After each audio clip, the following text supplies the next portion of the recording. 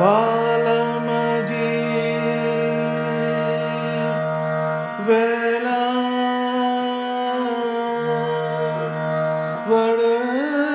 वड़जो वालमजी वेला वड़जो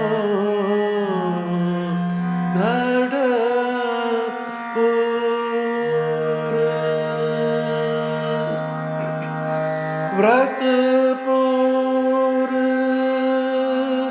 નથી દેશાંતર દૂર નથી દેશાંતર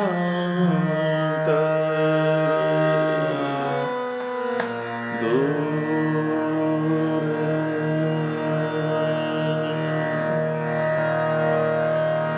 वालमजी वेला वड़जो गढ़पुर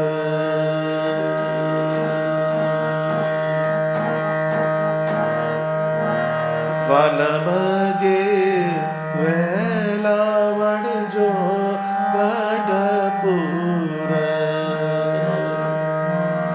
व्रतपुर नाती देशांतर दूर वालमजी वेला वड़जो गढ़पुर माणकीनो वेग देख्यो सुण्यो कोई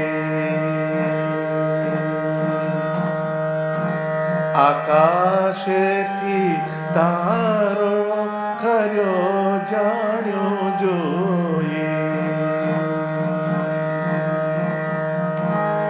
गरुड़ लाज लोपी माणकीए सोई गरुड़ लाज लोपी माणकीए सोई वालमजी वेला वड़जो गढ़पुर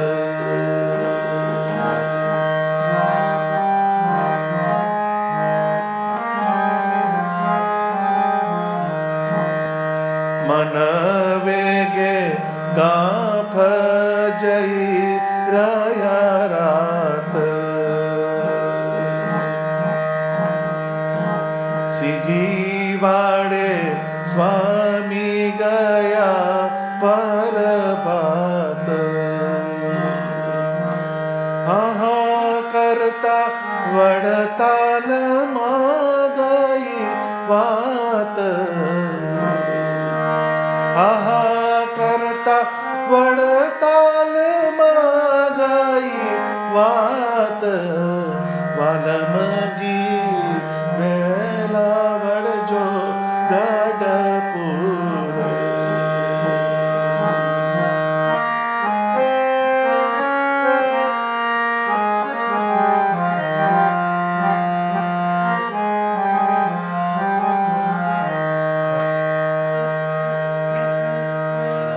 व्रतपुर हाल किलोलानंद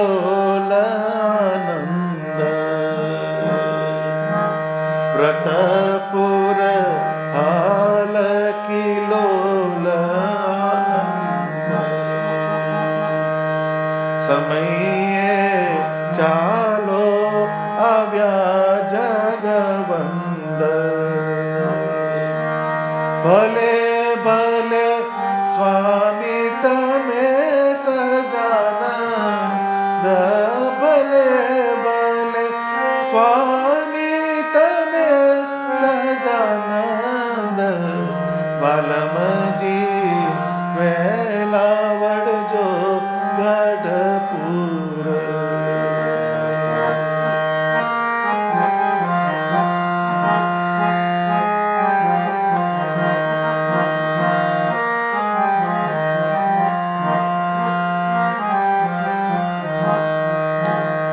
बजावागे आव्या नारा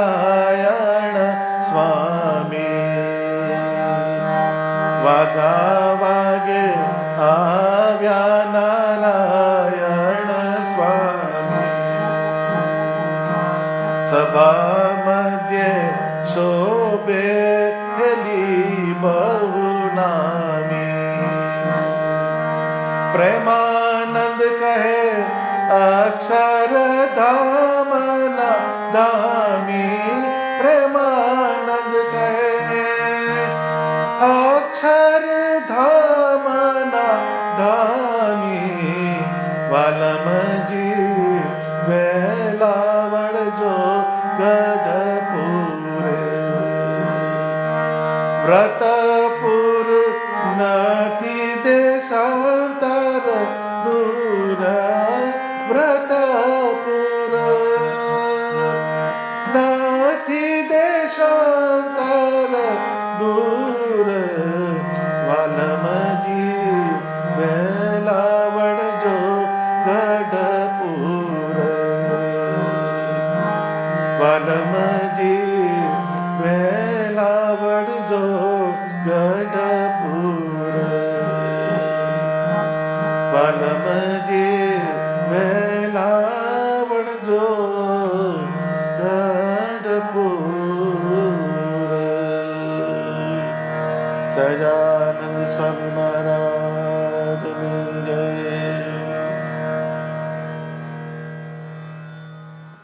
સૌ હરિભક્તોને મારા જય સ્વામિનારાયણ. માણકીએ ચડ્યા રે મોહન વનમાળી એ પદના અંત પછી બીજું પદ પ્રેમાનંદ સ્વામીએ લખ્યું. આ પદની આખી લિંક છે એકબીજા પદ સાથે. ગઢપુરથી શ્રીજી મહારાજ વડતાલ જવા નીકળે છે.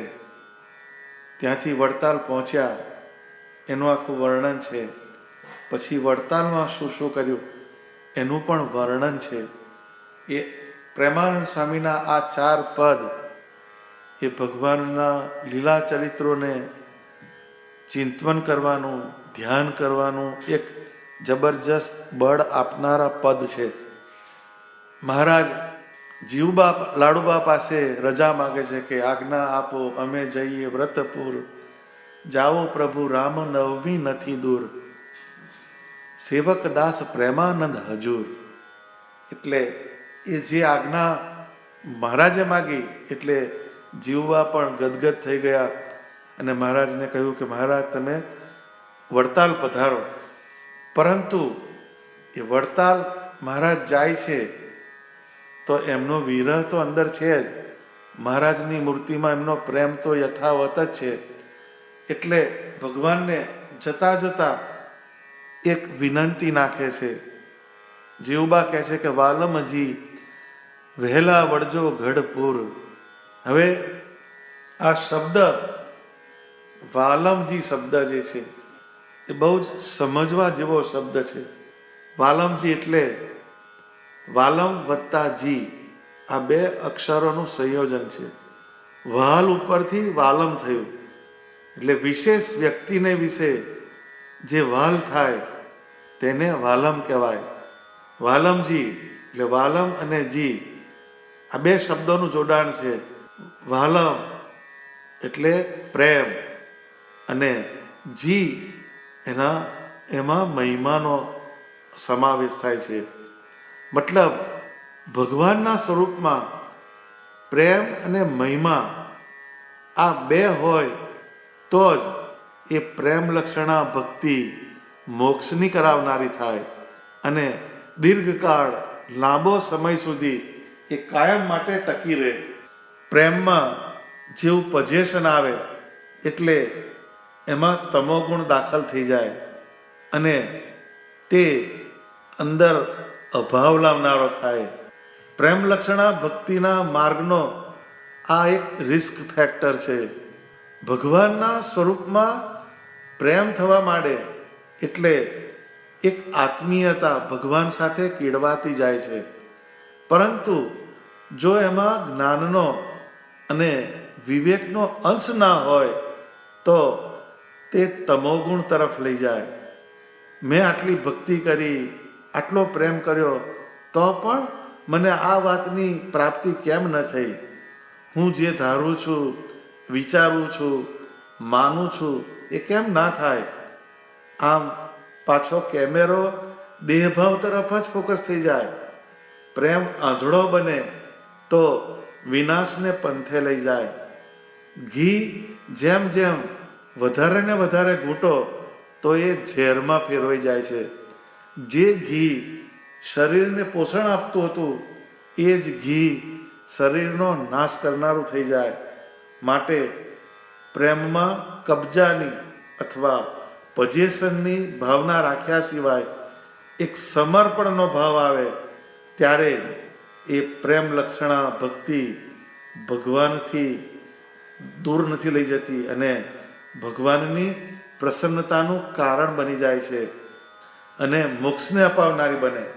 તો જીવુબા લાડુબાએ જોયું કે શ્રીજી મહારાજની મરજી કંઈક જુદી છે.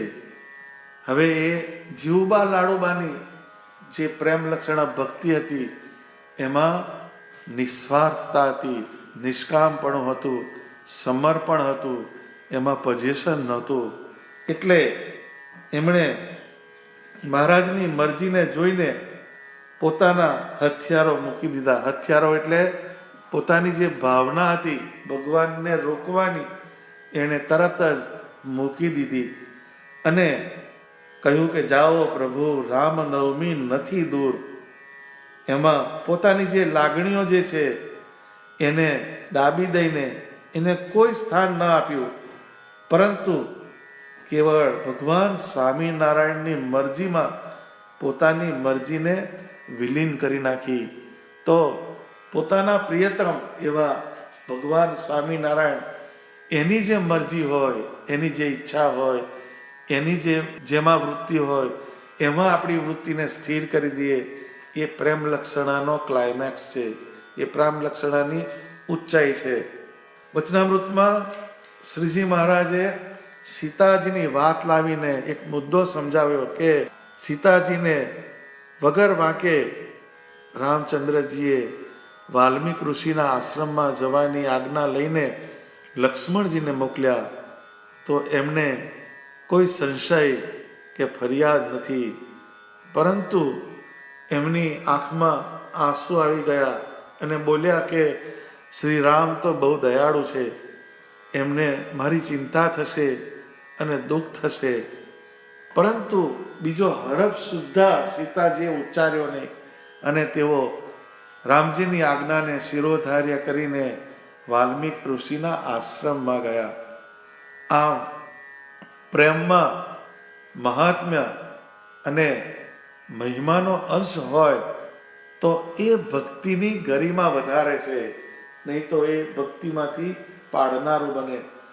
તો આ પદ ગાતા પહેલા આપણે સૌ પ્રથમ દાદા ખાચરના દરબારમાં આપણા મનની વૃત્તિને જોડવી પડે અને જાણે કે ઘણા ઘણા ઘોડા ઉપર બધા સવારો છે, એમાં શ્રીજી મહારાજ માણકી ઘોડી પર વિરાજમાન છે.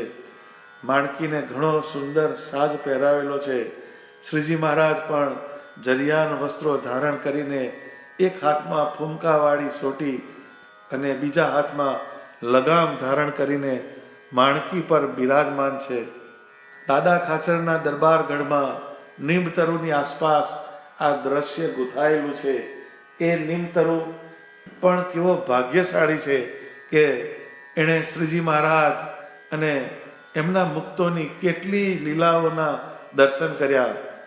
ગઢપુરમાં શ્રીજી મહારાજના મુખમાંથી પ્રગટ થયેલ પરાવાણી વચનામૃતનો મુખ સાક્ષી એટલે દાદાના દરબારગઢનો લીમડો.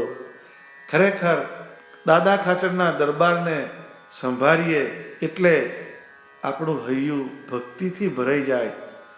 તો આ દરબારગઢમાં જીવુબા લાડુબા શ્રીજી મહારાજને પ્રાર્થના કરે છે કે હે મહારાજ, તમે ગઢપુર છોડીને વડતાલ પધારો છો, પણ આલમજી વહેલા વળજો ગઢપુર. હે મહારાજ, તમે સત્સંગમાં કામ કરીને અનેક જીવને તમારી મૂર્તિનું સુખ આપીને વડતાલથી ગઢપુર વહેલા વળજો. આ શબ્દમાં ગઢપુરના ભક્તોનો સ્વામિનારાયણ ભગવાન પ્રત્યેનો નિસ્વાર્થ અતૂટ પ્રેમ સમાયેલો છે. આ શબ્દ એમનું ભગવાન પ્રત્યેનું વેઇટિંગ બતાવે છે. પહેલી પંક્તિ આખા કીર્તનનો હાર્દ છે. વહેલા વળવા પાછળનું લોજિક અને એનો તર્ક પણ આપે છે કે વ્રતપુર નથી દેશાંતર દૂર. વડતાલ કઈ દેશો દેશથી દૂર નથી, એ કઈ દેશાંતર ફરવા જવું પડે એટલું દૂર નથી. માટે હે મહારાજ, કૃપા કરીને તમે વહેલા પધારજો. આપણે જ્યારે આપણા ડેઈલી રૂટીનમાં પૂજા કરીએ છીએ ત્યારે બધી પૂજા વિધિ પતી જાય પછી ભગવાનનું વિસર્જન કરીને મૂર્તિને મૂકી દઈએ છીએ અને ભગવાનને આપણે ગુડ બાય કહી દઈએ છીએ, હવે કાલે મળીશું, એમ નહીં. પરંતુ પ્રાર્થના કરવી કે હે મહારાજ, તમે તમારા ધામમાં પધારો, હું હવે તમારી પૂજાની સમાપ્તિ કરું છું અને કાલે પૂજા કરું ત્યારે તમે જરૂરથી પધારજો. અને હવે પછી હું મારી જે દૈનિક દૈહિક ક્રિયાઓ કરું તેમાં સદા સન્મુખો ભવ, સદા મારી આંખો સમક્ષ મારા મનમાં બિરાજજો, આવી પ્રાર્થના કરવી. તો આ એક શીખવા જેવી વાત છે જીવુબા લાડુબાના આ પ્રસંગ ઉપરથી. જીવુબા લાડુબા રોજે એ મૂર્તિની સેવા પરિચર્યા કરે છે જ, પરંતુ અંદરની અભિલાષાને રોકી શકતા નથી. માટે કહે છે કે વાલમજી વહેલા વળજો ગઢપુર. પછી આગળ પ્રેમાનંદ સ્વામી હવે પદને આગળ લખતા કહે છે કે એ ગઢપુરથી નીકળ્યા પછીનું ડિસ્ક્રિપ્શન આપે છે. માણકીનો વેગ દેખ્યો સુણ્યો કોઈ, આકાશેથી તારો ખર્યો જાણ્યું જોઈ, ગરુડ લાજ લોપી માણકીએ સોઈ. તો માણકી ઘોડી જે શ્રીજી મહારાજને પોતાની પીઠ ઉપર બેસાડીને વડતાલ લઈને જાય છે, એ માણકીની જે સ્પીડ એ કેવી છે તો એના માટેના એ એક્ઝામ્પલ આપે છે. એ વખતે કંઈ માઇલોમીટર નહોતા કે એવી સ્પીડ બનાવે કે 60ની સ્પીડે જાય છે, 80ની સ્પીડે જાય છે કે 100ની સ્પીડે જાય છે, એવા કોઈ મીટર નહોતા. પરંતુ એ જે માણકીની ગતિ એ અતિશય તીવ્ર હતી, એ ખૂબ સ્પીડથી ભગવાનને લઈ જતી હતી. એટલે એને સરખામણી કરવા કહ્યું કે આકાશેથી તારો ખર્યો જાણ્યો જોઈએ, એમ કે આકાશમાંથી તારો ખરી નીચે તો એકદમ કેટલો સ્પીડથી ખરી જાય, માઇલોના માઇલોનું અંતર થોડીક ક્ષણોમાં કપાઈ જાય, એવી સ્પીડ માણકીની હતી. અને ગરુડ લાજ લોપી માણકીએ સોઈ, એટલે ગરુડની પણ ગતિ એને પણ સરપાસ કરી જાય એવી માણકીની ગતિ હતી. આ એક માણકીની સ્પીડ પ્રેમાનંદ સ્વામીએ લખી છે. મેં આગળ કહ્યું કે પેન પિક્ચર લખે છે. શ્રીજી મહારાજ જે ગઢપુરથી વડતાલ જાય છે એનું આ પેન પિક્ચર છે. પછી જે મહારાજ જાય છે તો રસ્તામાં ગામો આવે છે, એનું ટૂંકમાં ડિસ્ક્રિપ્શન આવે છે. મન વેગે ગાંફ જઈ રહ્યા રાત, સિંજીવાડે સ્વામી ગયા પરભાત.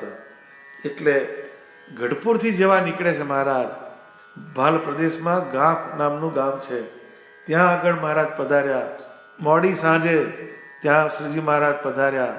મન વેગ એટલે મનની ગતિ કેટલી બધી, એમ માણકી અતિશય સ્પીડમાં દોડતી દોડતી મહારાજને ગાંફમાં લાવીને મૂકી દીધા. પછી ત્યાં આગળ મહારાજ રાત રહ્યા છે. અને શ્રીજીવાડે સ્વામી ગયા પરભાત, ત્યાંથી આગળ સિંજીવાડા ગયા મહારાજ. તો એ સિંજીવાડા જે આવ્યું તે આગળ ચરોતર પ્રાંતની નજીક જતા જતા જતા એ સિંજીવાડા ગામ આવે છે. તો ત્યાં આગળ મહારાજ પધાર્યા. ને પછી ત્યાં ભગવાન જ્યારે નીકળવાના હોય ગઢપુરથી વડતાલ, તો આગળ એક ઊંટ પર એનો ડંકો વાગતો વાગતો જાય અને સ્વામિનારાયણ ભગવાન કાલે અહીંયા પધારશે એનો ટાઈમિંગ બોલાય અને એનો ભગવાનની એ ઉદ્ઘોષણા થતી જાય, એવી એક વ્યવસ્થા રહેતી. તો જેવા મહારાજ શ્રીજીવાળા પધાર્યા એટલામાં જ હા હા કરતા વડતાલમાં ગઈ વાત, અને એનો મેસેજ જે છે એ વડતાલ સુધી પહોંચી ગયો, અને વડતાલમાં ભગવાનનું આગમનની રાહ જોવાય છે. તો ત્યાં આગળ એ સંદેશો પહોંચ્યો, અને વડતાલની અંદર મહારાજના આગમનની બધા રાહ જોવે છે.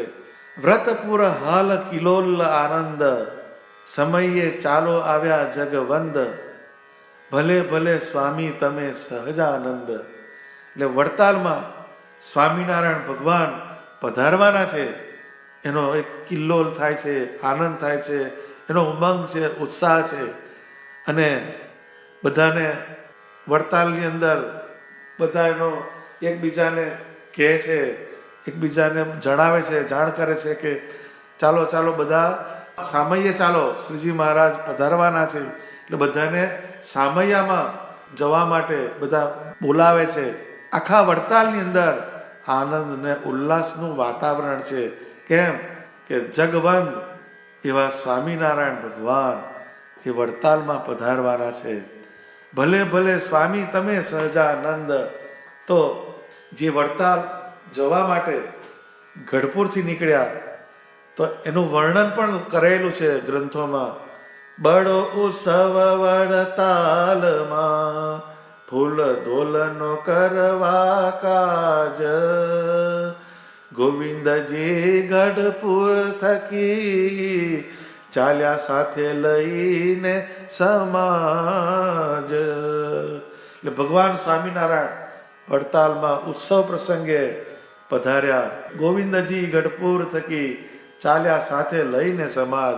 એટલે ગઢપુરથી સ્વામિનારાયણ ભગવાન બધો રસાલો લઈને જાય છે. રસ્તામાં જે ગામો આવ્યા, ત્યાં જુદા જુદા ગામોમાં ફરતા ફરતા ફરતા ત્યાંથી એક ગામથી જમીને નીકળે છે.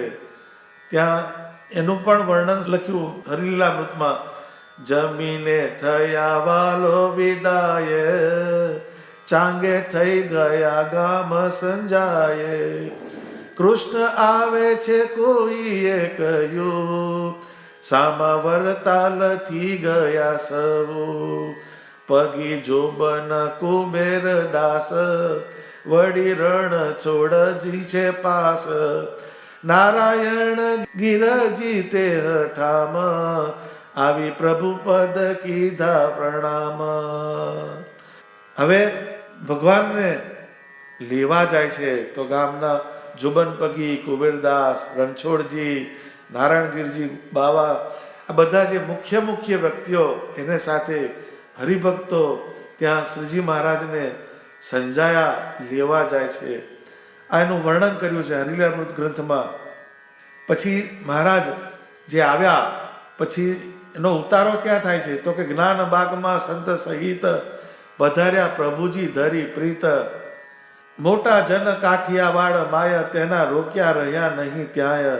એટલે શ્રીજી મહારાજને જે પધાર્યા એટલે એનું વાત કહે છે કે કાઠિયાવાડની અંદર ઘણા મોટા મોટા લોકોએ ભગવાનને રોક્યા, જેમ જીવુબા લાડુબાએ વિનંતી કરી, પણ એના રોકેલા પણ મહારાજ રોકાયા નથી.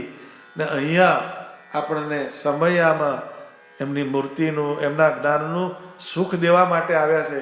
આવો એક અંદર બધા એકબીજાને વાત કરે છે, એનો પ્રસાર કરે છે, જેને કારણે સમયનો એક માહોલ બંધાય. પછી બોલ્યા શ્રીજી મહારાજ, તમે સાંભળો ભક્ત સમાજ, આંબલો છે આ ઉત્તમ સારો, સંત સૌ અહીં કરશે ઉતારો, જઈને વાસણ સુથાર ઘેર, અમે ઉતરીશું રૂડી પેર, અમ સાથે જે અસવારો, તમે આપજો તેને ઉતારો. એટલે મહારાજ બધી સમયાની ઉતારાની બધી વ્યવસ્થા કરે છે. તો એની અંદર શ્રીજી મહારાજ જે વર્ણન કર્યું, તો એ વર્ણનમાં શ્રીજી મહારાજ પોતે સંતોને જ્ઞાનબાગમાં જે આંબલો છે એના નીચે ઉતારો કરવાની વાત કરે છે. અને પોતે વાસણ સુથાર, ગામમાં જે વાસણ સુથારનું ઘર છે ત્યાં આગળ ભગવાને ઉતારો કર્યો. અને જે બધા અસવારો જે હોય એના ઘોડા લઈને આવ્યા હોય, એની ચંદી, એનો ચારો, એની પણ વ્યવસ્થા કરવાની વાત ભગવાન સૌને કહે છે. આના ઉપરથી શ્રીજી મહારાજના ઉત્સવ સમયનું જે આયોજન એનો આપણને એક ખ્યાલ આવે. એ જે ઉત્સવ થયો વડતાલની અંદર એનું થોડુંક ડિસ્ક્રિપ્શન આપું. રૂડી રાવટી તંબુ ને ડેરા, કામ ફરતા વસાયા ઘણેરા, ભારે રસ્તા વિશે ભીડ થાય, સીમમાં મનુષ્ય સમાય, આવ્યા વેપારી વેપાર કરવા, બની બહુ ભલી બવડી બજાર, જ્ઞાન બાગમાં આંબલા પાસે, સભા જઈને સજી અવિનાશે, આંબલા થકી દક્ષિણે છેક, હતું બાવળનું ઝાડ એક. એટલે જે ઉત્સવ જ્યારે થયો સમયો વડતાલમાં, તો એમ કે રાવટી તંબુ ડેરા એ બધા ખડકાઈ ગયા અને આખું વડતાલ હરિભક્તોથી સમાતું નથી અને રસ્તા ઉપર ભીડ થવા માંડી અને સીમમાં પણ કેટલાય મનુષ્યોના પડાવ પડ્યા છે, કેટલાય પ્રાંતના હરિભક્તો આવ્યા હોય એના ડેરા તંબુ તાણેલા છે.